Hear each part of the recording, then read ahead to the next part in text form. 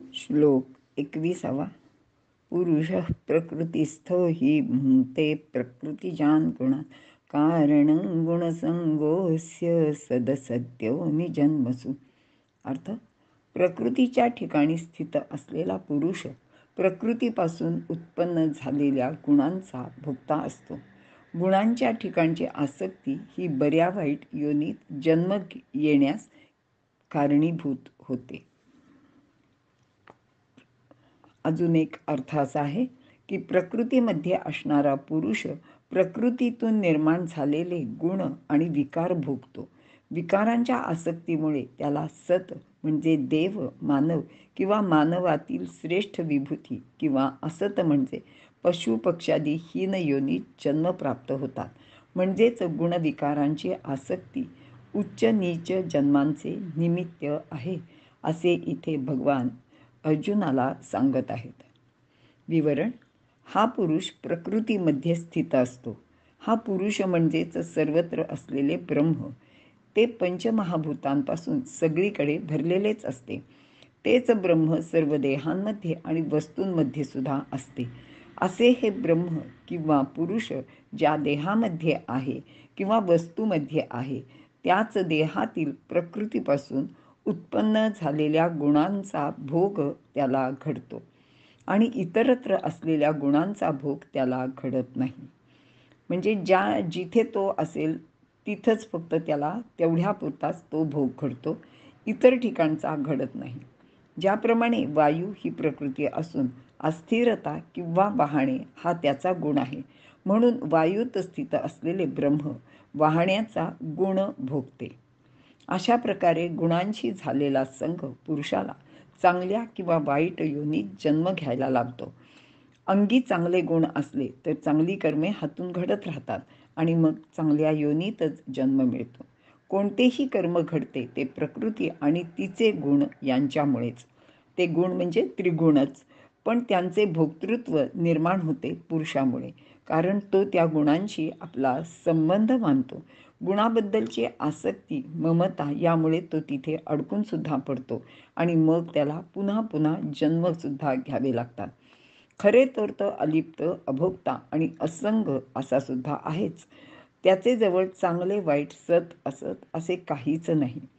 त्याने देहात राहून जर अलिप्तपणे भोग भोगले तर त्याला वारंवार देहात अडकून पडावे लागत नाही. भोग भोगून अलिप्त कसे राहायचे ते पुढील उदाहरणावरून आपल्या लक्षात येईल. असं पहा की तुरुंगात कैदी पण असतात आणि तुरुंगातील अधिकारी आणि शिपाई असे कर्मचारी पण असतात. अर्थातच ते जे सर्व एकत्र असतात, तर तेथील कैद्यांच्या बरोबर ते जरी तुरुंगात असले तरी त्यांना तुरुंगवास भोगावा लागत नाही. ते तिथे परतंत्र नसतात, ते तिथे स्वतंत्र असतात आणि ते कैदी आणि ते अधिकारी किंवा ते तिथले कर्मचारी हे वेगळेपणाने तिथे वावरू शकतात. पुरुषाला अशा विविध प्रकारचे भोग केवळ प्रकृतीमुळेच भोगावे लागतात. या प्रकृतीचे विविध गुण त्याला बंधनात टाकतात. एरवी पुरुष हा अविकारी आहे, पण प्रकृतीशी संग केल्यानेच तो विविध बंधनात अडकतो.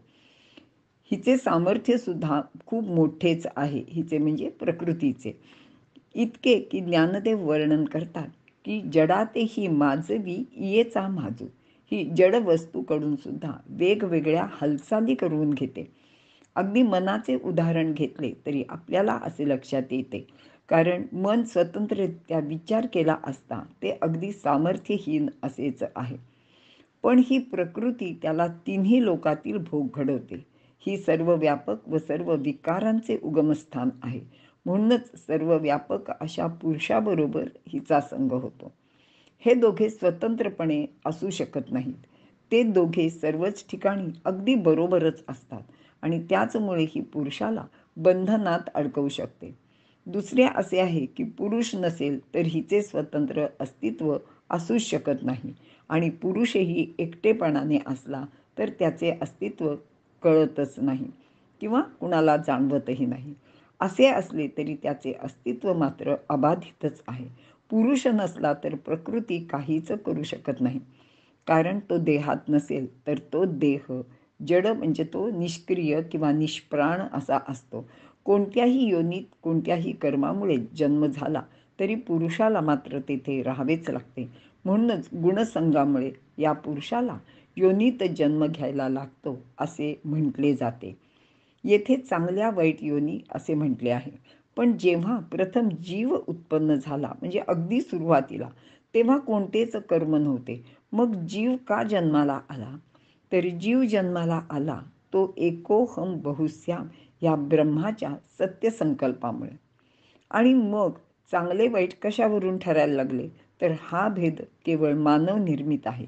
ब्रह्माजवळ चांगले किंवा वाईट, उच्च किंवा नीच असे काहीच नसते. त्याला सर्व सारखेच असते. पण माणूस इतरांना कमी लेखतो असे असल्यामुळे त्यांच्यात भेद निर्माण होतो. पण इतर प्राणी योनीत जर आपण पाहिले तर ते तसे काही मानत नाहीत. त्यांच्याजवळ सर्व समानताच आहे. तशीच ब्रह्माजवळ सुद्धा आहे. तीच पंचमहाभूतांजवळ सुद्धा आहे.